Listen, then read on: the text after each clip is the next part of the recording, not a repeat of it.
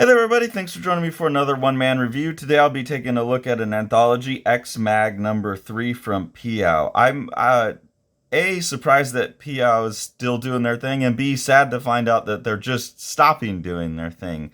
I was aware of Piao when they started in 2012, 2013. A friend that I went to grad school with, Mackenzie Schubert, published a book. I'll have to do a review of it at some point, called Salmon Run, and it was one of the first books Piao put out through. I think it was one of the first books they put out. It was definitely crowdfunded through Kickstarter when that first started. So it's cool to see that they went for 10 years. It's sad to find out that they're closing shop like literally in a few days. So I'm glad I read this. I was able to jump on their website and order some other stuff. I grabbed this. I don't remember where I grabbed it. I ordered someone else's book, and this was on their website, so it must have been one of the artists in here. Given the artist in here, I can't think of who it was. Anyways, I got this and really enjoyed it, and went and ordered basically everything else that Piao has on their site, because they're closing shop, so they're selling stuff. I don't know that this video will even be able to be up before they close shop, so I don't know that you'll be able to get a hold of this, but it's a really cool book, and if you can find it used, it's worth it. And if you can, grab some more Piao stuff. They were great. They're putting out a lot of great stuff. Everyone here seems very influenced by Miyazaki. So, anyways, this is a genre-based comics anthology, and the focus of this one is dark fantasy. They're all pretty light and airy and Miyazaki in my mind, but I think it's worth just checking out a lot of these cool artists. Most of them you could follow on Instagram. I wasn't able to find this artist who I quite like, and a lot of them look like they have their own books and things that you could follow. Some of these are artists I'm familiar with, so it's great art all the way through. This is by Tomas 3. I really like this abstracted. It reminds me kind of like old German folk art or something like that. So I like that. The stories in here are funny because I don't know that they're exactly dark fantasy. A lot of them are people in fantasy worlds, but they're kind of walking around like having normal conversations and normal everyday concerns, and I like that. That seems to be part of the vibe that they're going for. This is by Patrick Crotty, who I believe is one of the two main people at Piao. That's the name that I'm familiar with from way back when it got started. Patrick Crotty was running everything, so doing his own story here. Real cool. This is a 2-color print job, and they've got this weird darker color here that with my color vision problems I can't tell what it is. It looks like a dark brown of some sort. I can't tell if it's a reddish or a green. And then they've got this second orange color, and different artists are using that in different ways, so that's fun to see as well. Then you got a really nice long story by Al Goffa called The Magus. I really like Al Goffa's work. I've seen it show up in a couple different things. This anthology also reminds me a lot of the Dagger stuff. Similar type of artist, similar type of vibes in terms of content. Al Goffa was part of the first Dagger. Me and Al have been talking a little bit on Instagram here and there, direct messaging. Really cool guy. Really enjoy his stuff. The thing I enjoy most about this is probably the best example of, like, this is just a fantasy world, but there's not really, like, here's the bad guy, come down, there's going to be a big confrontation, but it's all just more like slice of life type of conversations and things. Even though there are these fantastical situations happening, there's like a deadpanness to it, and it seems like part of something larger. So I think Al's going to be next up on the try and track down the complete works. I just know so much of his stuff has been in anthologies. I'm not sure, but I'd like to get a bigger picture of what he's doing, because I know he's really popular.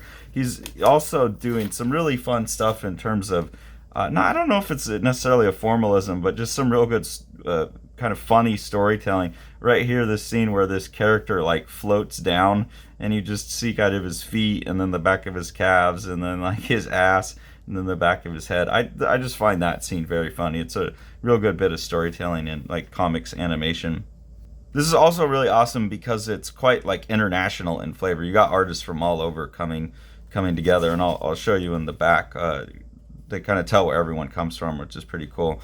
But again, really cartoony. This is kind of a fun piece, like a Medusa piece. Here you get pretty much just that one strange color that I can't see very well. this brownish grayish color here. And this artist is just using that, not doing much coloring. But this is like a story about a Medusa head. Again, kind of the Miyazaki animation vibes in the art. Valentin Shaike, I believe is how you would say this. This artist really impresses me because this looks like a full range of colors are being used on these illustrations here. But obviously, this is all produced just with the two colors of the production. So this is someone who really understood like what colors were being used and then figured out how to prepare their stuff for print with these colors. And I think that's really cool. That's really smart. They're really getting like really sensitive to color relativity to like be able to push this weird strange color to make it look like blue just relative by the relative context, unless this artist had an extra color, but I don't think so. So really, really cool tricks being played with color and value relativity here to get the impression of more colors than actually is going on. This story, Summoner's Apogee by Jake Terrell. Really nice, like clean compositions like these. And again, you kind of see that Miyazaki, the Aogafa, Andrew McLean. Like I think Andrew McLean started with Piao too. I think his first thing was in that first batch of Piao. Here's the Gargoyle's Temple by Hannah Kay. I've seen Hannah Kay in a couple anthologies now, and I really, really love her stuff. But when I go to her Instagram, it looks like she's mostly just a storyboard artist.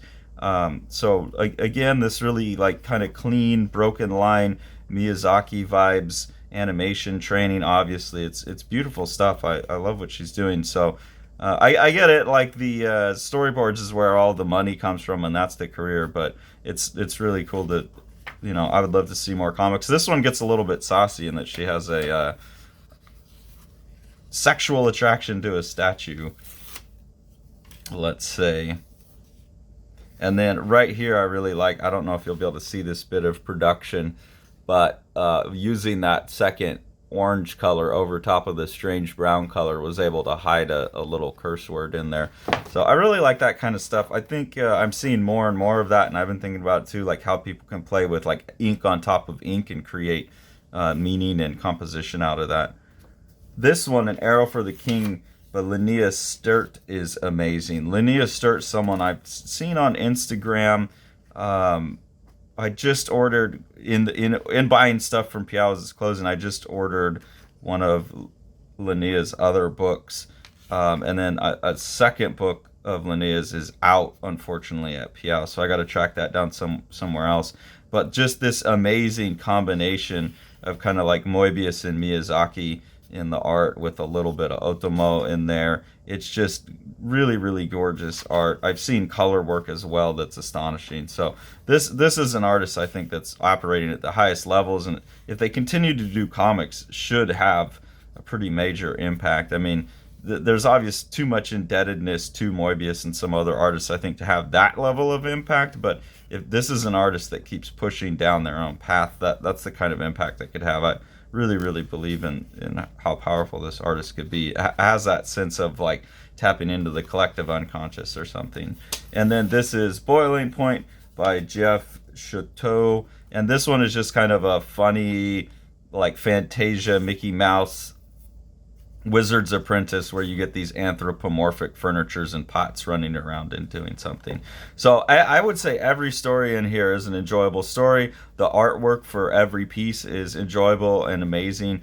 Usually with anthologies, there's some even something like Dagger Dagger. There's like a couple throwaway pieces I don't like. I can't say that about this. I think X-Mag is great. So immediately after I finished reading this, I jumped on to Piau's website just to see if I could get X-Mag 1 and 2, and saw that Piau they decided in 2021 that they were going to be closing at the end of 2022, so they finished all the books that they had planned on their schedule, but they're also closing their web store. Like it's not just that they're not publishing anymore, they're completely shuttering. I don't know what will happen with the rest of their stock after they're done. I'm assuming most of it sold out because there wasn't much on the website left anyways, and a lot of it was on sale. But I grabbed a couple more X-Mags and a couple books by some of these artists, some nice little pieces that should be coming soon, and we'll be taking a look at all of them. But unfortunately, you can like unless you're able to get on. I just don't think this video is going to be released before they close. This will probably come out in January. So I don't know. Like it's an awesome line of artists from what I see, and it will be worth like just hunting around online to find them. Sorry to do like such a tease of an awesome book that's going to be hard to get a hold of, but happy hunting, you all. If you appreciate what we're doing here on the channel and you want to support us, there's two ways to do that. One is through our Patreon. We have a couple different tiers of participation, exclusive content and stuff that we're working on over there for you to check out, and we really appreciate that. The money we get from there helps us buy the books that we review on the channel. And then the best way that you can support what Living the Line is doing is to support Living the Line Publishing, and so we'll take a look at some of the books that Sean has put out now. Sala Niyalo, Path of the Shades by Clarence Doss is a really cool ongoing project that Living the Line will be producing. Clarence is a PhD student from Fiji who's studying the myths of Fiji for his doctoral thesis, and part of that study project is that he's producing these comics. They're kind of like Hellboy, where there's these little short stories that capture all of these different mythologies, but then he's using that to wrap the project into his doctoral thesis and then provide educational material where people can come to these comics. You know, they don't have to read his PhD thesis, they can come to the comics and get a more consumable version of the mythology of Fiji. Thanks for following along. Take it away, Jack. You want to see all these books? Smash that subscribe button and the like button and the bell, and then you get them.